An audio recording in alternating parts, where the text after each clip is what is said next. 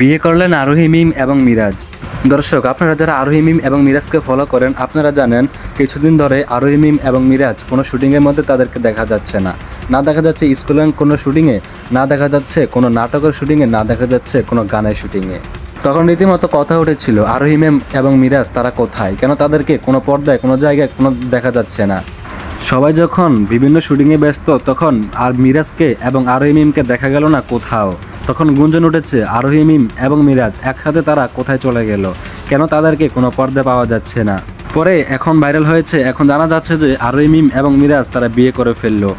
তাদেরকে একটি কোর্টের ছবির মধ্যে দেখা গিয়েছে সই করতেছে বিয়ে করার জন্য। জানা গেছে কোর্টে গিয়ে আরোহী মিম এবং মিরাজ বিয়ে করে ফেললো। দর্শক, আরোহী মিম এবং মিরাজ বিয়ে করেছে, এই বিষয়টি শোনার পর আপনার অনুভূতি কেমন হয়েছে অবশ্যই একটি কমেন্ট করে জানিয়ে যাবেন।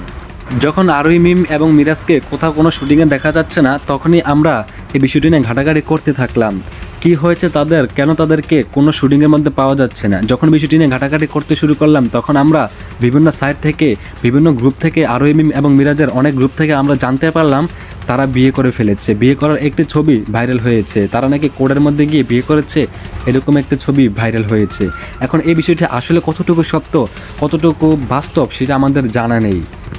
যদি আপনারা কেউ জেনে থাকেন যে হ্যাঁ সত্যি আসলে বিয়ে হয়েছে তাহলে অবশ্যই কমেন্ট করে জানিয়ে দেবেন যে কারা কারা জানেন আরোহী মিম এবং মিরাজের বিয়ে হয়েছে।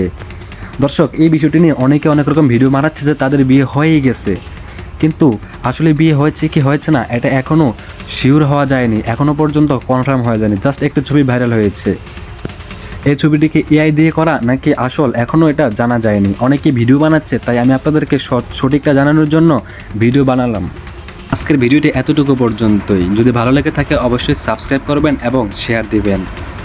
পরবর্তী আপডেটের জন্য অপেক্ষা করুন। সঠিক নিউজ পেলে আমি আপনাদের মাঝে জানিয়ে দেব।